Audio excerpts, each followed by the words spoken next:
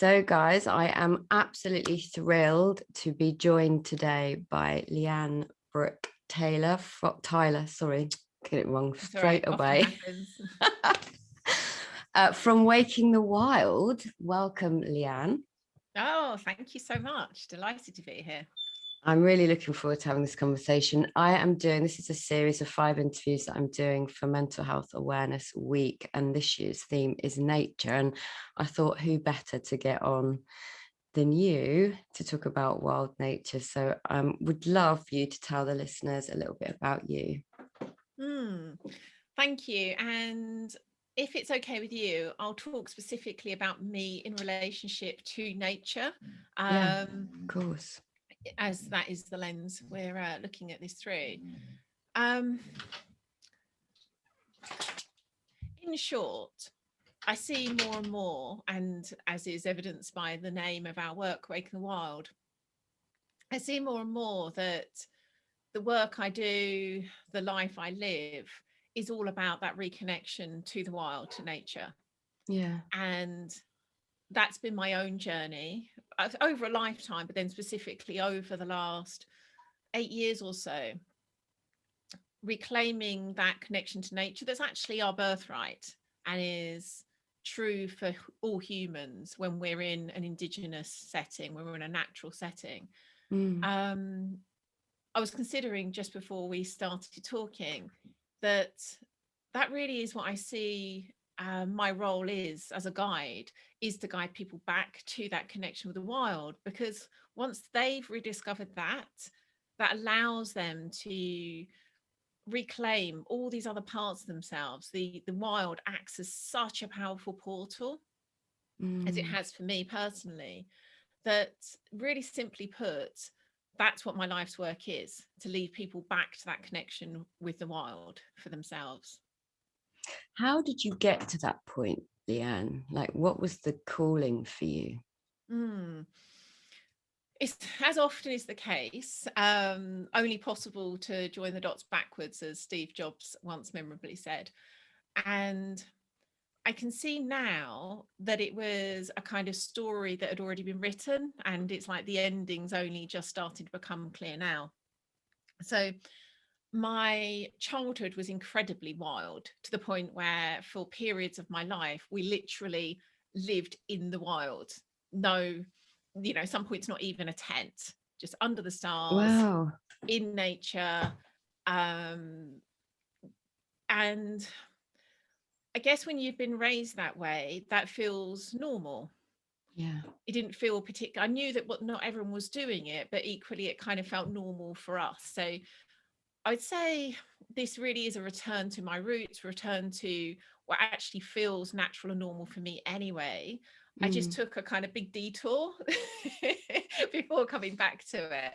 So it was, whilst I started there, I definitely, like most of us, we're raised in this modern culture.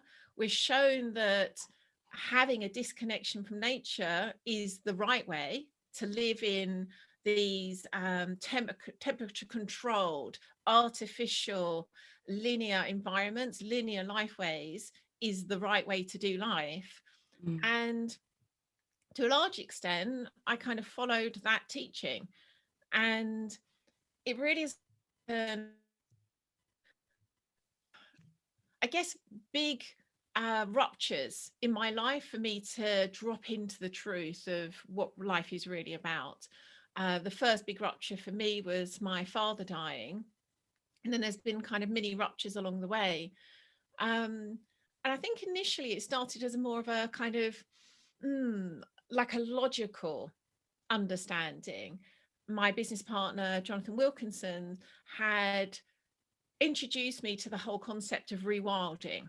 And so that's, going back how many years ago that was. That's why we rebranded as Primal Happiness, really looking at what does a human animal require to thrive?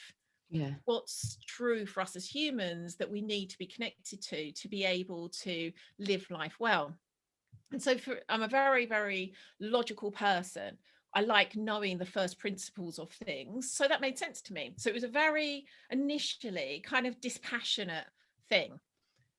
And then, as often is the case, and I'd say always is the case, the wild will have its way with us.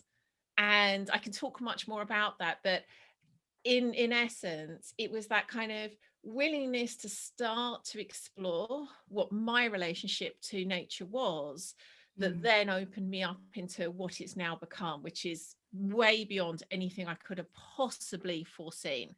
But just for now, that's kind of like how I got into like this being my passion, my life's work, something that is just so deeply important to me. Mm, mm.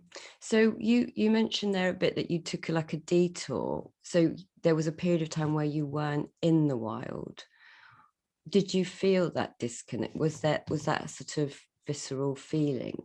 Did you have any mental health issues at that point? Well, yes, interestingly. And I think what was true for me, and I think is true for actually all of us, is I had no understanding that that was what was going on. Mm, So I had all manner of things that I could now, in hindsight, say, oh, that was a manifestation with that disconnection to the wild, which is really synonymous with a disconnection to myself.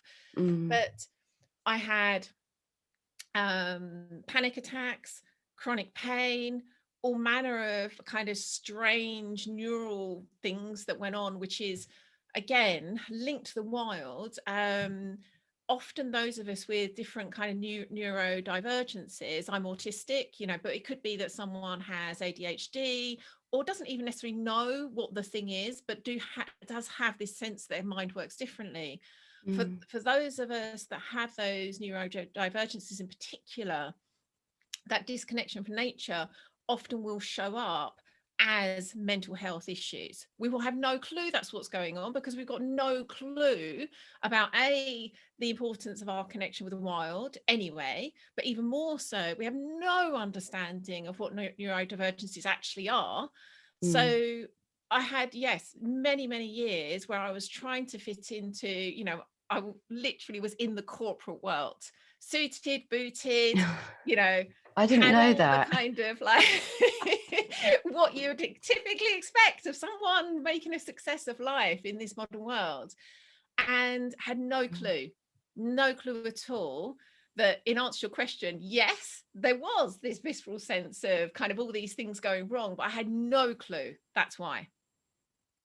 Gosh, that's so interesting. I didn't know that about. I can't even picture you in the corporate, suited and booted.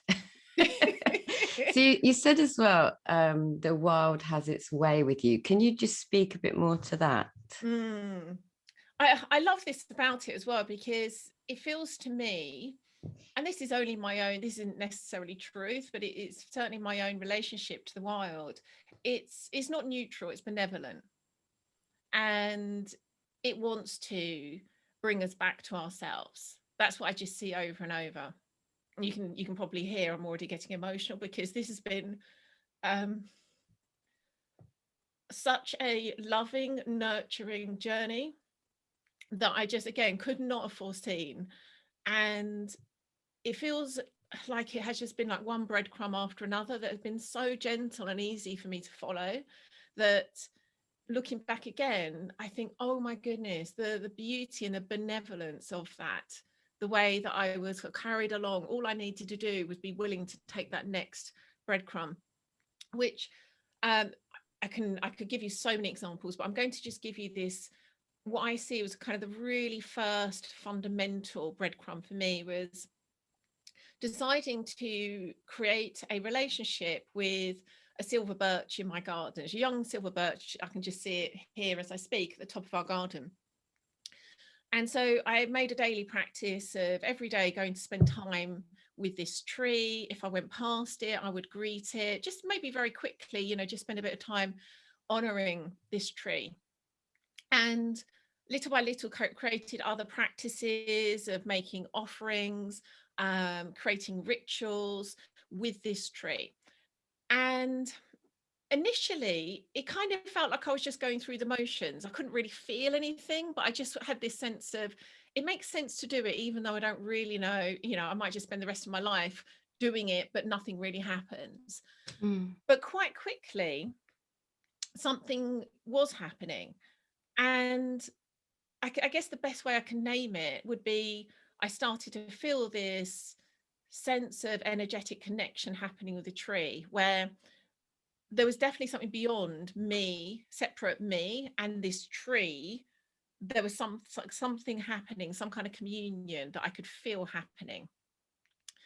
And then I have no idea quite how this next step happened, but that then led me on to creating a relationship with an old oak tree that I've spoken about so many times. And I can never speak about this without crying either. It's an oak tree at the top of a hill. Locally, I live kind of surrounded by countryside, so it's the top of a hill. And over the course of now years, I've gone there most days, you know, several times a week at least, and just again spent time in communion. And it got to the point where every time I'd go, I'd have such an incredible gift, a message, sometimes just really clear guidance on something that was troubling me, a life challenge that I couldn't see a way forward with. I mean, I've spent time just like crying and crying and crying at that tree. Other times just gone there and within seconds just got this like moment of revelation of something I just don't think I'd ever have seen otherwise. And I remember right at the start of when the whole coronavirus thing first started last year, I think that was the clearest moment where I saw this isn't just about me and this tree. This is a deeper communion between our species and the wild, and what it's again, this benevolent relationship it wants to have with us, where I saw in the bark the way the rupture of the bark happens as part of the expansion. It requires those ruptures, and that deep symbol allowed me to kind of enter into that rupture that was being created for our species in a way that I could really understand my relationship to it, my role in it, what that meant for us as a species. And it's I mean, again, I could give so many different examples, but all I can say is that relationship with a tree has then led me on to so many other ways the wild has schooled me, guided me, helped me.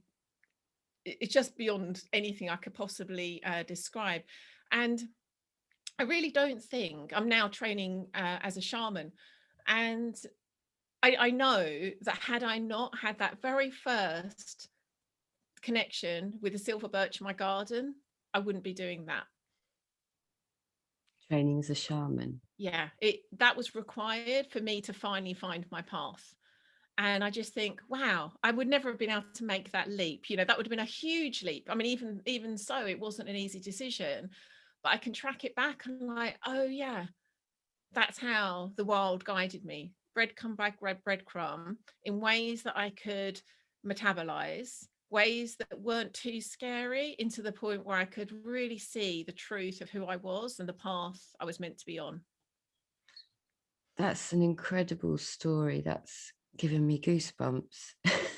It's just, I really feel when you were speaking about the trees there, that connection, that deep connection to something greater than us. And what a gift for you, and what a gift to be able to share that. I guess that's a lot of the work that you do. Mm. Yeah, and it feels, yeah, it is a gift. It really is. And one that is there for all of us. You know, this is the thing. And again, that's the deep message here.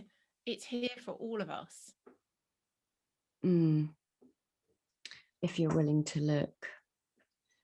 You mentioned about losing your father. Was that one of the moments? Because for me, it was one of the moments that sort of broke me open, if you like, into much more into nature.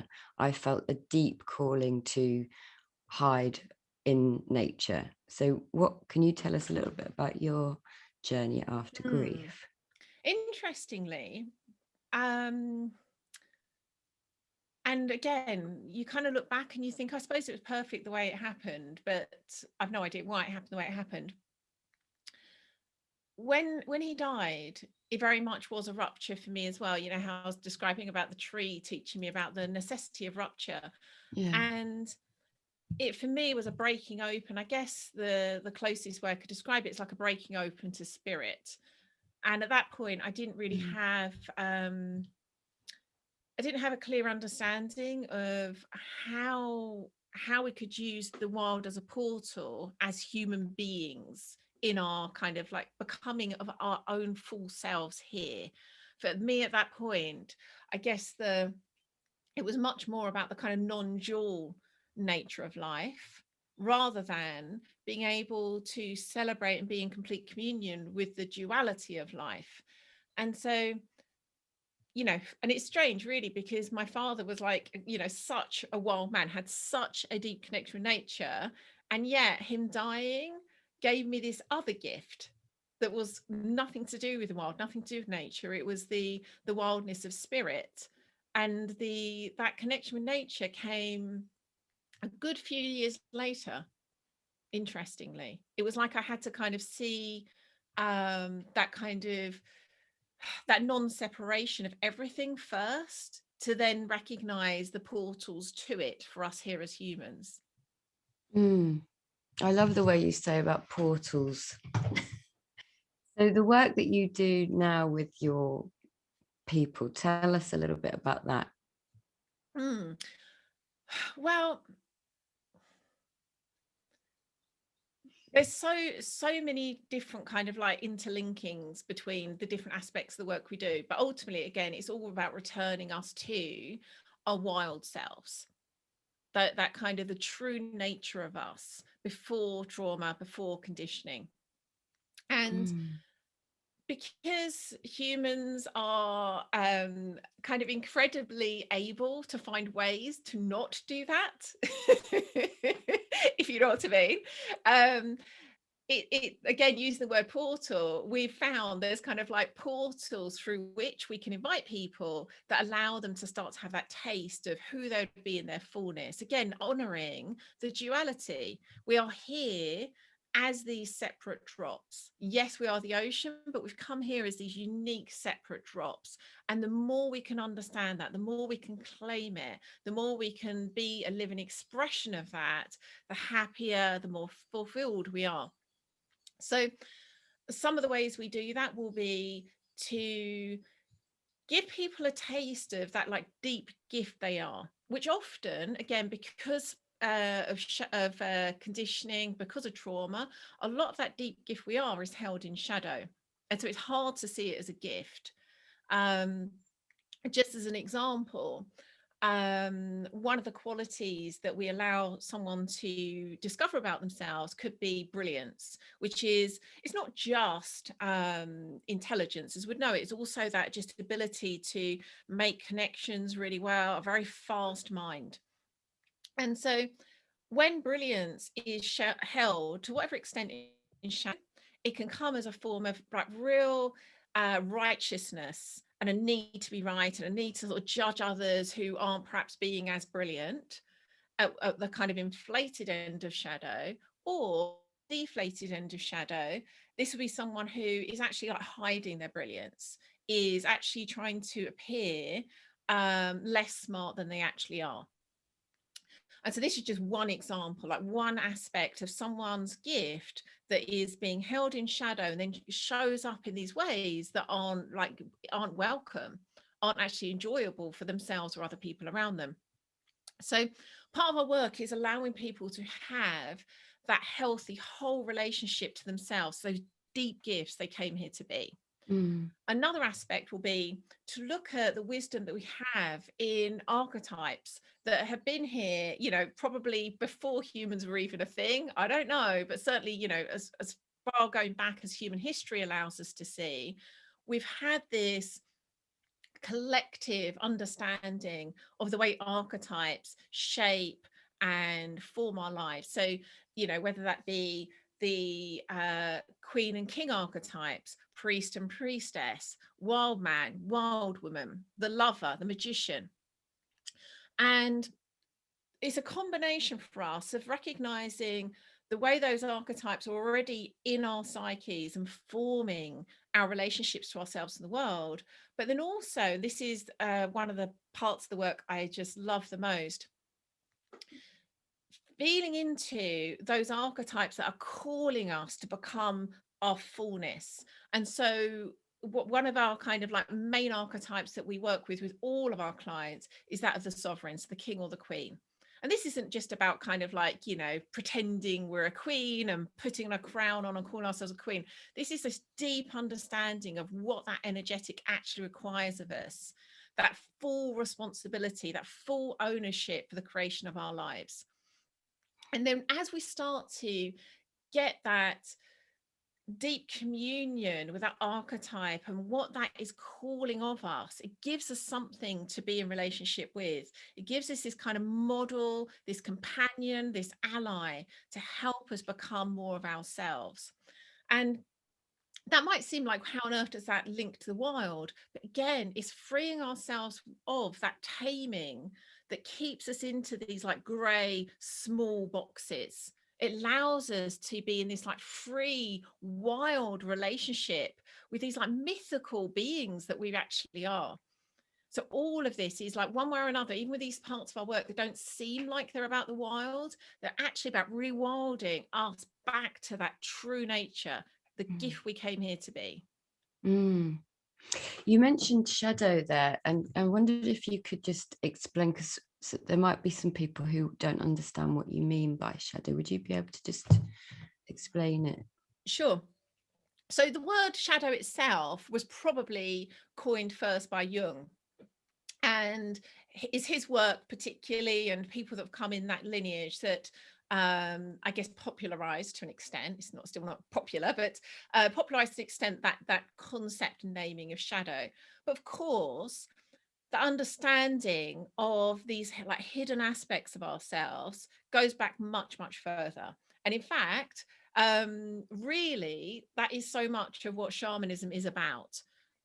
We, as a human species, as far as we can see, it's completely normal, like just expected for any indigenous culture to have someone that fulfills that role of the shaman, by whatever name they're going to be. I mean, it could be medicine man, could be medicine woman, but fulfills that role of being a conduit to spirit, but also a conduit to those places these kind of demons are held within. And when I say demons, we don't have to necessarily see them as these kind of like monstrous other entities, but these parts of us that are actually, you know, beautiful gifts, these like powerful parts of ourselves that have been put into shadow because, and again, often this will be through trauma, we've been shown they're not safe, shown they're not Okay. welcome. And so because our psyche is doing its best to protect us, it's best to keep us safe, to keep us acceptable, keep us part of the tribe, it says, okay, and again, of course, this is happening outside of conscious awareness, I'll make a deal, shove that part of me away out of my conscious awareness. Therefore, it's not going to be out here in the world, therefore I'll be safe. But of course, it isn't how it works. It actually exerts an even stronger influence, and one that isn't under our conscious choice. So, Okay. and again, this can Wow. be sort of ourselves, but really it's a lot, any time that we're in that kind of unconscious, victimy, fear-based behavior, is likely to be coming from part of ourselves that's in shadow, that's then in reaction to the world. And so, simply put, any work that we're doing when we're kind of deeming it shadow work, which is a large part of what we do, and again, a large part of what shamanism is about, is journeying into those parts of ourselves to reclaim the gold, to go into shadow and do the work to say, you know what, I'm now at a place where I want that back of me. I want to be able to have it in my system and in my own power, choosing how I express this gift into the world. And so this is the, again, one of my favorite parts of this work is we get to see that actually these parts of ourselves that we've hidden through fear are the most beautiful, powerful, medicinal, necessary parts of ourselves. I'm so glad you said that, because I've heard you say, in shadow there's your medicine, and I'd love for people to be able to really see that, because we do hide our stuff, don't we? We do. And again, for such good reason. It's all done in innocence. It's all done Yeah. in good faith. Yeah. And then there comes a point where we're ready to do something different. Yeah. So, with regards to sort of mental health, what would you say is the best thing about being wild? Well, I think there's, let's say, a misunderstanding, first and foremost, of both mental health and also the wild stroke nature. And I'm going to start with the second one. Again, it's a very human tendency for us to want to understand something so we can control it, so therefore it can't hurt us. And so we do this with all sorts of things. We kind of make these, what we think are logical leaps to say, oh, it's that. And then we objectify it. It then becomes this kind of like inert substance that we can then safely be in relationship to. And I think we do this with nature more than anything, and in a way that really, really doesn't serve us. So I think there's when we're talking about what nature really is, my own sense of it is it's actually consciousness. And the more we recognize, like just with consciousness, like that kind of what is consciousness is termed the hard problem in science. We still don't know. We don't know. More and more, the concept of panpsychism, as in all matter is consciousness or has consciousness, is more and more an idea that modern science is starting to entertain, is starting to say, hang on, this is awkward, but it's looking like this has got legs. And if we even just hold that as a hypothesis, if we go on the idea that, okay, so where we've been objectifying nature as this kind of like thing that is devoid of thoughts and feelings, which is basically what objectifying is, we can only be in relationship with it as that. This is a tree, this is a blade of grass, there's nothing more going on. However, through this lens of all matter is consciousness, we don't understand consciousness. It's a great mystery.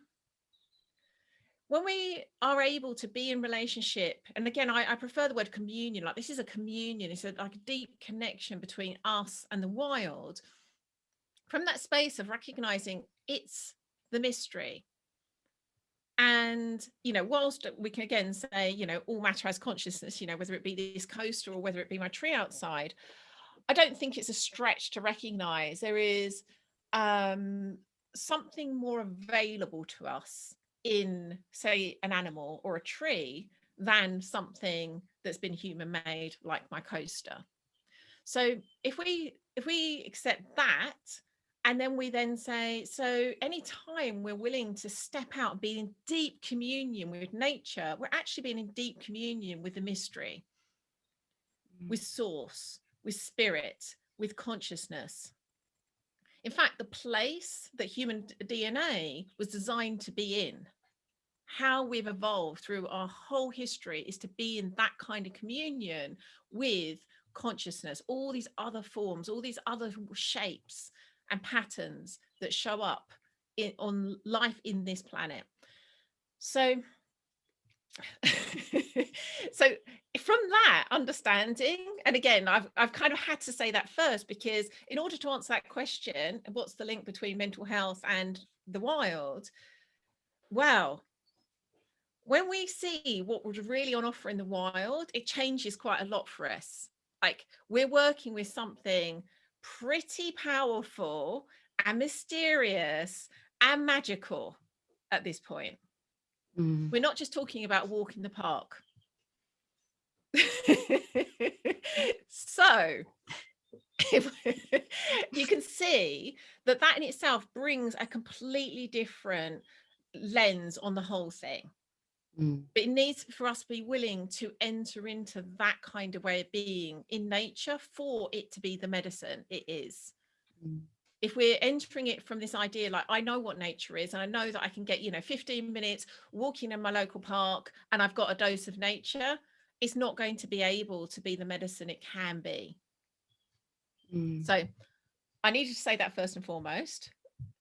And then again, when it comes to mental health, if we look at Indigenous cultures, like what we know of Indigenous cultures that are still here on the earth today, that are living in the same ways as our ancestors have lived the whole time we've been on this planet, mental health is incredibly rare. Mental health issues, sorry, is incredibly rare. It's quite the opposite. Mental health is really common. And mental health issues, really, really rare. The book I often quote, Original Wisdom by Robert Wolfe, actually talks about this and how uncommon it is. In his work with Indigenous people in Malaysia, he would go to village after village after village and just not see issues with mental health that are in our modern culture completely normal. Just isn't the case in an indigenous setting. And when it does happen, it's something that is experienced and held in that culture in a very different way. And this again links back to what I was saying about neurodivergences. More and more I see, and again, this is a big part of our work, particularly as we're working with people who are actually here for magic, whether that be, again, like ancient forms like shamanism or other forms. These neurodivergencies that literally allow us to be more open to spirit, more sensitive to this modern world, which is, really in our faces. Again, for me as someone on the spectrum, I am incredibly sensitive from a sensory perspective. I mentioned this in a post at the weekend. Like, millions of times a day I'll be saying, like, what's that smell? The light's too bright. Oh, I can't bear that fan on me, because I'm meant to be sensitive. It allows me to be the gift I came here to be. But in this modern world, that's seen as a problem. It's seen as me not being able to fit in. And so whether it be someone who is very sensitive emotionally, very sensitive physically, whether it be someone who's named as, having ADHD or dyslexia or dyspraxia or a whole host of neurodivergencies that we probably don't even yet really understand or have named or really know what the hell's going on. A lot of the times when that's the case, it's really a misunderstanding of that person and what they came here to do. And what we're terming as disorders are actually not, they're gifts, they're superpowers. And so you can see that from, again, a completely different lens on what mental health actually is, we are then looking at something very, very different to what we think is going on. When we look again through the eyes of our modern culture, and we see, like, this is an issue, that person's an issue, that person should be able to cope in this modern world. Like, what if something very, very different is going on here? So I think, in answer to your question, I've had to kind of take two massive detours to get back to the point of answering your question. Very interesting, though. Very, very interesting detours. In short, for the reasons I've said, whether it be, regardless of the person, regardless of, who they are, what their kind of particular, if they have some kind of mental health issue, whether they know themselves, suspect themselves to have some kind of neurodivergence, it doesn't matter. We as a species have a birthright, really, to have this deep connection to the wild, aka ourselves. And so if we are able to, again, take those like tiny breadcrumbs, and I can give some examples of things that people can do as those kind of like next steps, but we can be willing to just take those little breadcrumbs in the direction of that like deep communion with the mystery in the way I described, that will be medicine. How that will be for each person, I don't know. We'll all have our own relationship with that. But all I can say is I've never seen an example where that doesn't work. Some kind of magic that is beyond my explaining. Yeah, that's incredible. Very hopeful. magical. It would be great if you could give examples actually of how people can do that. Sure. And again, it's really important to recognize that for many people who have had very domesticated lives, which is most of us on this planet, it's unusual for someone to have the childhood like I did, where as much as I'd spent many years away from it, it's so in my blood, so in my bones, that it didn't feel too much of a kind of like step for me to reclaim that relationship. I know that's not true for everyone. Like with with my shamanic training, we'll be doing things like spending a night buried in the earth underground. Another time, Ew. I'll spend a night in the woods on my own. I'm okay with that. I'm not saying I don't have like any fear, but for most people, that's going to be just like, you are kidding me. Like, there's no way. And of course, it doesn't have to be these like big, scary acts. For each person, that kind of first breadcrumb, like for some people, the idea of, as I described, kind of going to have that community retreat might seem itself like a bit too edgy, a bit too weird. Like often when I invite our clients into practices, they'll be like, oh, I just feel really weird doing that. And yes, there will be that, but it's kind of like, take the breadcrumb that is manageable for you. It might be at an edge, but a manageable edge. Because the whole point of this, if if your nervous system is freaking out, you're not going to be able to open up to the medicine that's there. So kind of like, again, always looking for that, like it feels aligned, it feels right for you. It's at an edge, but it's doable. It's doable. There's no prizes for going dashing to bury yourself underground. You don't need to do that ever, but certainly don't pick something that's just so beyond your comfort zone. So the first one I would suggest is just wandering into the land as wild as you can possibly get, that's kind of going to be possible for you given where you live. Like again, for me it's easy, I'm surrounded by nature. That's not true for everyone, but as wild as you can get, follow your belly button. Just follow your belly button and see where it wants to lead you. Go on your own, no devices, no listening to podcasts, no listening to music, no other person with you chatting. Just go, see where you're led, and allow yourself to be in relationship with the mystery. If that was the only thing someone did, that on its own would be life-changing. And so again, that's what I mean when I say this is not just about kind of like, oh, it's important that we have time in nature. Like, be in this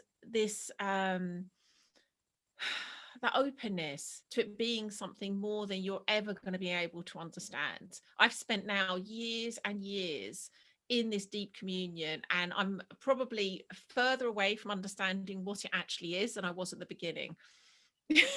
That's the whole point of a mystery. Yeah. And then the next thing is finding a sit spot. So this could be somewhere in nature. There's usually, if it can be somewhere quite accessible, so it's somewhere you can go regularly, rather than it be someone that's an hour away, which is beautiful, but you're not really going to go there regularly.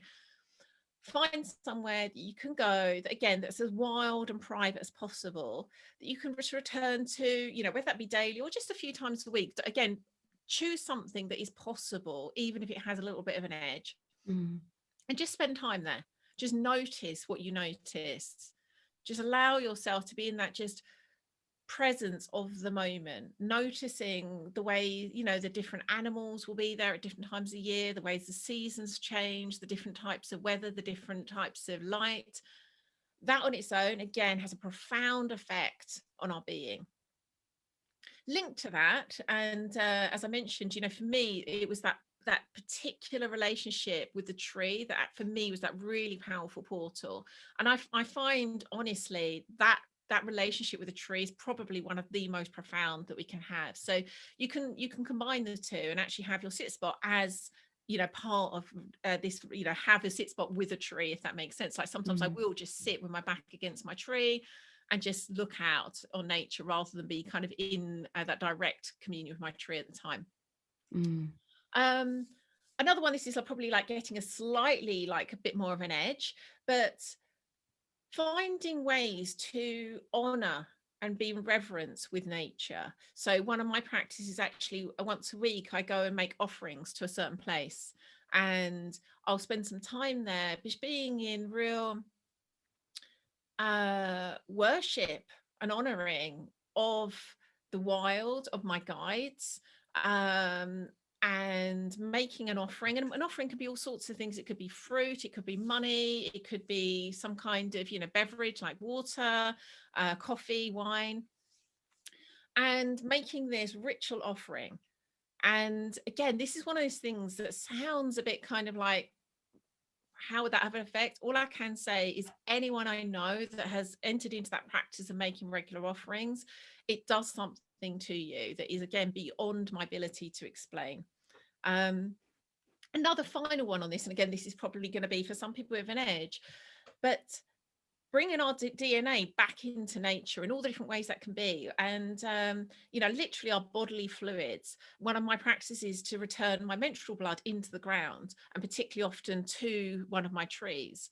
It could just literally be going to the loo in nature, as simple as that. I often find that when I speak to adults about like times where they've kind of caught out and had to like do a wee in the bushes, there's always like this thrill that comes with it. There's something like, just something really special about that feeling of like freedom. It's just like, oh wow, this again is how our ancestors would have done that forever. And that just kind of simple act of just being in that kind of like relationship where it's okay to do that, be that vulnerable, and again, there has to be almost like an openness in our bodies to be able to actually go to the loo. There is, again, something, I know what I'm saying sounds so strange, but I think everyone's had that taste of like, there is something quite thrilling about allowing ourselves to do that. So there's some of the again, very practical things we can do, but it all needs to be from this idea that we need to be willing not to know. To think we can have, again, this like logical linear way of understanding it, like we've kind of created this modern world from, isn't going to allow you to be in that deep communion with the mystery, deep communion with the magic that's actually available there. We need to be willing not to know, willing not to understand what's actually happening. I love that. And we do that, we call it medicine spot. And I do a deep nature retreat in Spain, southern Spain. And we do the medicine spot every morning. We ask the guys to go and find a spot and just sit there. And I remember when my dad died, I went to this place in Spain on my own and had a week kind of living off the land there. And I found it incredibly hard to do that, if I'm honest. Like initially, just sit in the same spot every day.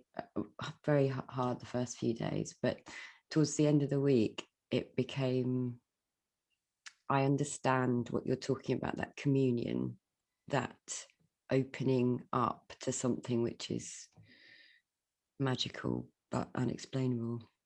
So I love that you said that. Thank you. Thank you for sharing that. And again, I think also I love that you spoke to the challenges that can come. It sounds simple, doesn't it? Just go and spend some time doing nothing in nature, but then all the resistance to it will come. Part of it's just the training effects, again, of our modern world where we're constantly consuming, whether that be our Facebook feed, whether it be television, all the ways that we constantly consume. And so that can be challenging itself. We just don't have that that ability to have that like relaxed focus that we're talking about here. That in itself takes time sometimes to be able to cultivate.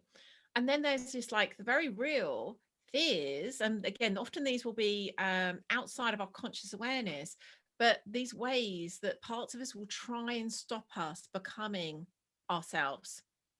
And so that very resistance that we feel, where I feel silly, I feel bored, this is excruciating, are ways those parts of us in shadow are actually saying like, hey, this is dangerous. This is her taking part in an act that could actually start to reclaim her wild self. What could that mean? That could be dangerous. She's not going to fit in anymore. Okay, let's get up. Let's not do this. And so it's recognizing those ways shadow will try its best to keep ourselves small, keep ourselves tamed, and choose something different. Yes, brilliant. And I could talk to you all day, Lian, but I haven't asked you my normal question that I ask everyone at the beginning of my podcast. I'm going to ask it at the end. My podcast is called Courage, Dear Heart, and I'd love to know what the word courage means for you. I'm sure I'm about to say something that numerous people have said before, and I think it's probably because it's one of those cliches that's just also true.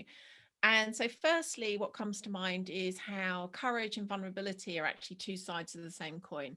So anytime we're willing to be courageous, we're also willing to be vulnerable. We can't be courageous without being vulnerable. We can't be vulnerable without being courageous. And it's worth recognizing that, because sometimes it's that fear of being vulnerable, which is really to be open to, something happening that's beyond our conscious knowledge or control. It's worth recognizing it's the fear of being vulnerable that can stop us being courageous. Whereas the more we recognize, it just comes with it. If I'm willing to be courageous, I also need to be willing to be vulnerable. So that's the first thing that comes to mind. The second thing that comes to mind is the more and more we are in that conscious expansion into sovereignty that I mentioned earlier, that sovereign ability to be in complete ownership, complete creation of our lives, that really does require courage. And I often speak to our clients about what we call the sovereign price. Those times where we are recognizing that the patterns we've been in have kept us in this acceptable way of being in our culture and in our friendship groups, in our families. And then we're recognizing that's no longer aligned for me. That kind of for example, often for women in particular, that kind of people pleasing way of being, that's no longer aligned for me. That's not sovereign. And it really does require courage to pay that sovereign price of saying, if something isn't aligned for me, I'm going to say no to it. Yeah, it's going to come at a cost. It might upset some people. It might have people judge me as being selfish. It's going to come at a cost, and it's worth paying. So I'm going to pay that sovereign price, and that will take courage. Anything that we are choosing that takes us outside of that kind of, again, tame, domesticated way of being, that allows us to live these soulful, sovereign lives, is going to take courage. Does not come for free. And, I love the fact that this is, your passion, the way you've named your podcast around this idea of courage, I think is so perfect, because again, we can be so conditioned to think that the right way is the easier way. The right way is something that won't require too much of us. And all I've seen over and over again, it's talking to that sweet spot, when we're right at our edge, but not so far at our edge that it's impossible for our nervous systems to cope with. That requires courage. That requires us to step into something that's outside of what's normal and safe for us. So that's how I relate to courage. And I think it is essential and something to be so celebrated. I mean, we are just in our work we do, whether that be one-to-one or in groups, I think I've literally already done that today, said to someone, I celebrate you for your courage and your vulnerability. I say that probably on a daily basis, because I think it is something that we do need to be so aware that A, is required to live full, sovereign, soulful lives. And B, is something that more we get used to celebrating ourselves in others, the more we're going to be cultivating more of that. The more it's going to become something that's just part of the way we live. It's not seen as something that's crazy and dangerous. It's that's required. There is no hero's or heroine's journey without it. Yes. And I've learned so much about that from you. I'm going to have to wind it up now, Lian, I'm afraid. But I hope my listeners enjoyed that as much as I have enjoyed listening to you. I think you're incredible. Where can people find you? Oh, first of all, thank you so much for the acknowledgement. And this has flown by, hasn't it? It really has. Quite a juicy conversation for a Monday. So the best place to find us is our website, which is primalhappiness.co. shortly to rebrand to wakingthewild.com. But you can certainly find us at primalhappiness.co for the moment, and we have all sorts of things, a free Facebook group, a weekly podcast, all sorts of offerings, but you can find all of those there at the website primalhappiness.co. Thank you. Brilliant. Thank you so much, Lian, for being my first guest this week, and I appreciate it, and I'll talk to you very soon. Oh, thank you so much for the invitation and for being such a wonderful host. Oh, thanks, Lian. Take care. Bye. Bye-bye.